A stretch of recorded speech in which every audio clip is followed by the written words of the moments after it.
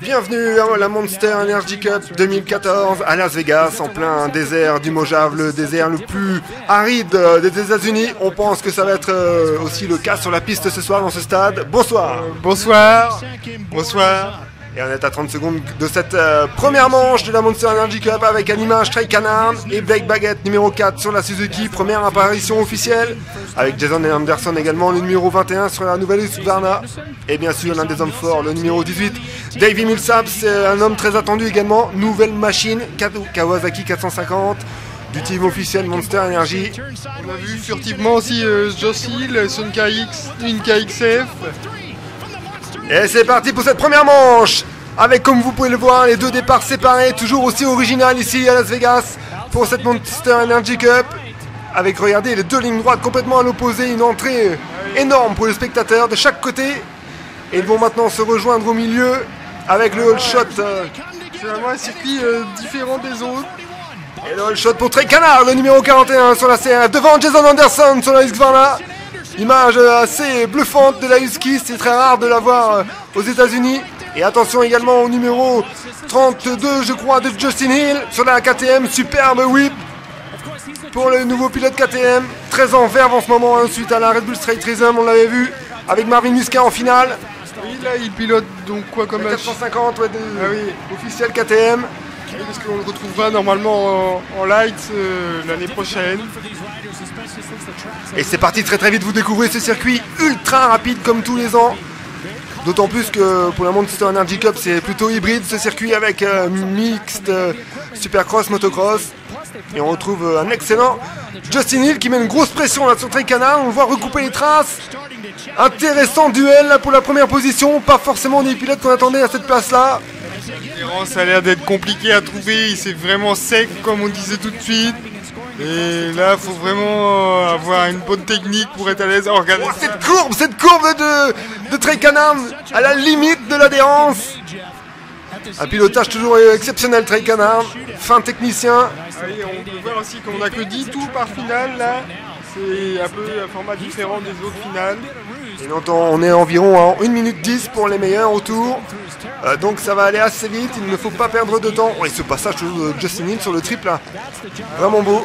Alors que Dylan Ferrandis est 7ème là actuellement. Ah oui, beau clin d'œil hein, Cédric de Dylan Ferrandis, le seul français engagé puisque Marvin Musquin n'est pas présent ce soir. Et Dylan a osé faire le pas de venir à la Monster Energy Cup. Alors qu'on voit le départ, Tomac, Dungey, Malcolm Stewart et Chad Reed, Heike Ferrandis également le 122.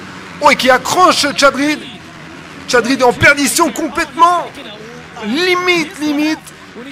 C'est que Chad n'était pas très chaud pour rouler. C'est vrai, c'est sa blessure, légère blessure lors du motocross des nations pour l'équipe australienne. Il avait chuté lourdement dans la dernière manche au départ.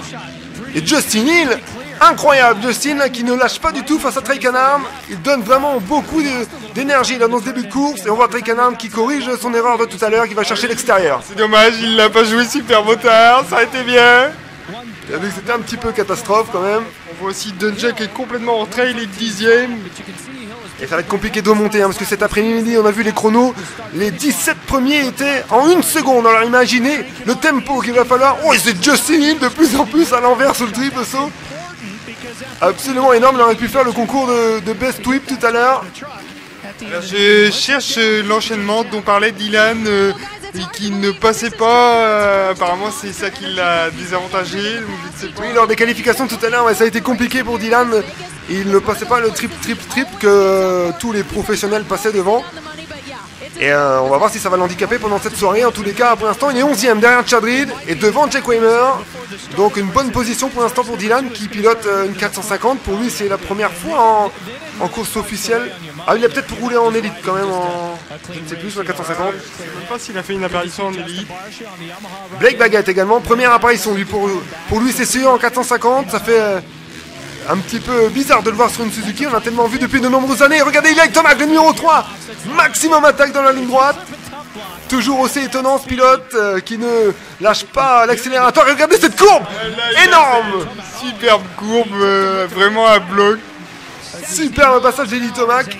On sait qu'il est un petit peu, même complètement comment on peut dire ça, un petit peu atteint par la défaite au motocross des nations. Il voulait tellement la victoire et le fait d'avoir perdu à la régulière comme ça l'a vraiment dégoûté. On savait pas justement s'il aurait pu revenir à son meilleur niveau après une défaite qui l'a autant marqué. Ah, il a l'air d'être bien là, malgré qu'il ne soit pas aux avant-postes. Il est déjà dans le rythme quand même.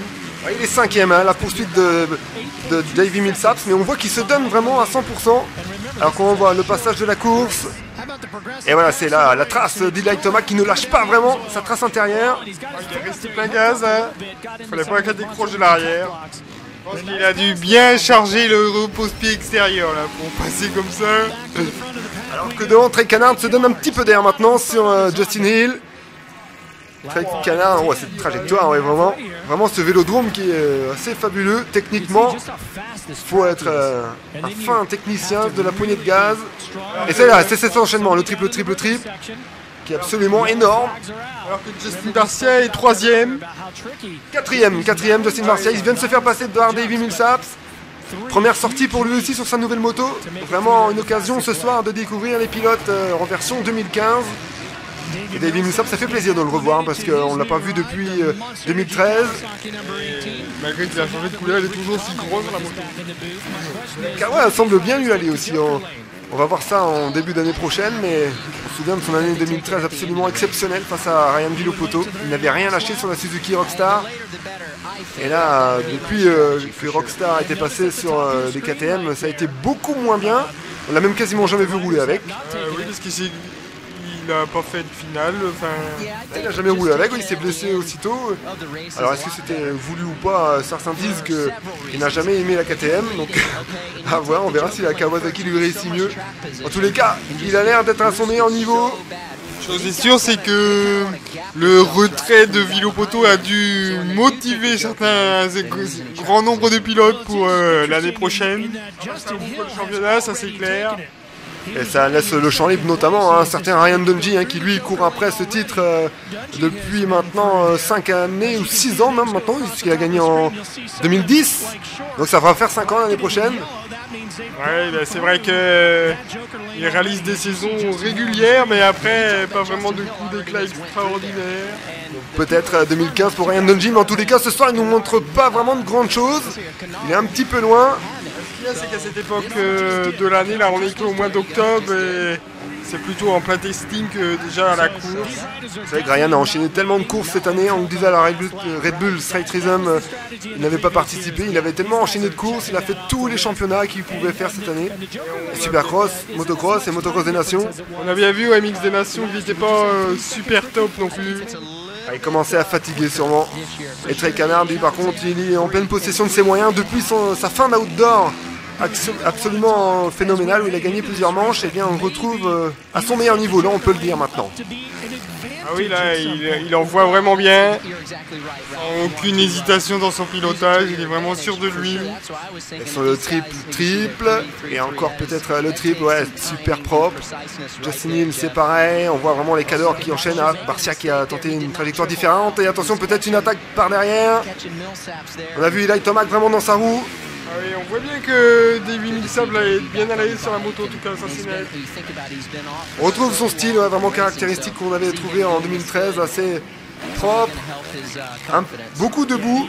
Ça fait longtemps qu'on n'a pas vu une Yamaha aussi pilotée agressivement qu'avec Barcia. Ça peut être un duo qui peut bien fonctionner, hein. Barcia est tellement agressif et la Yam semble-t-il extrêmement vivace aussi.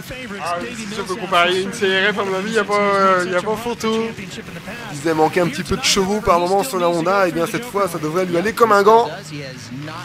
Mais pour l'instant il est menacé quand même par Eli Tomac derrière qui revient bien, et Blake Baguette qui ne lâche pas non plus.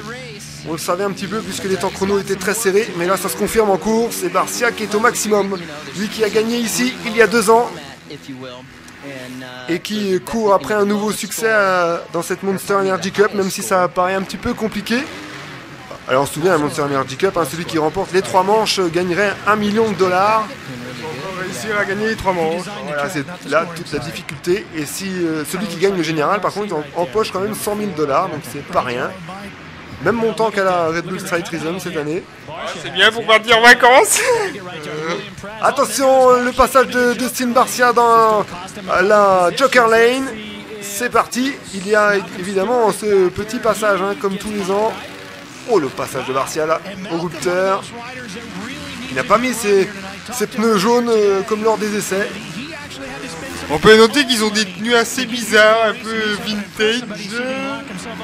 Un peu entre deux. Hein, et moi je préfère avec des pneus noirs, c'est mieux. C'est vrai que c'était assez spécial, mais ça fait un bon coup marketing pour le fournisseur de pneus, qui devait être Pirelli, je crois.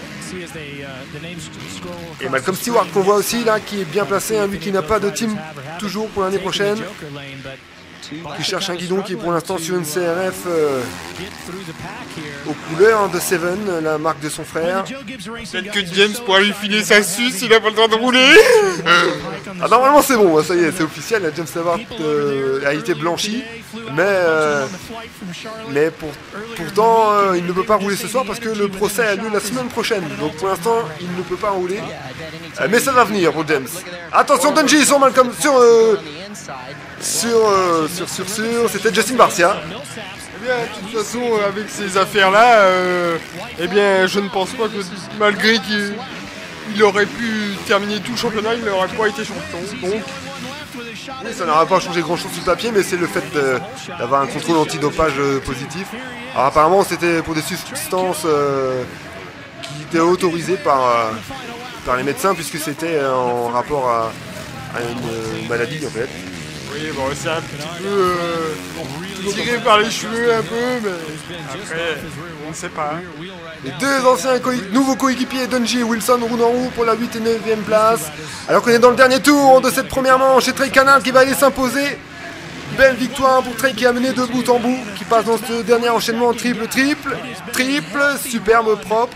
La jambe simple à passer. Ouais, c'est sur ce passage pourtant qu'il a eu des difficultés, Dylan Ferrandis, et on n'a pas vu où est-ce qu'il était, mais il doit être aux alentours du top 10 toujours. Je crois qu'il a chuté malheureusement. Et l'arrivée pour Trey Canard, victoire dans cette première manche de la Monster Energy Cup. Beau passage, belle victoire pour Trey, de bout en bout. Donc, si on résume, il n'y a que Trey qui peut gagner $1 million pour l'instant à l'issue de cette première manche. Voilà, c'est la conclusion qu'on peut tirer à la fin de cette première manche.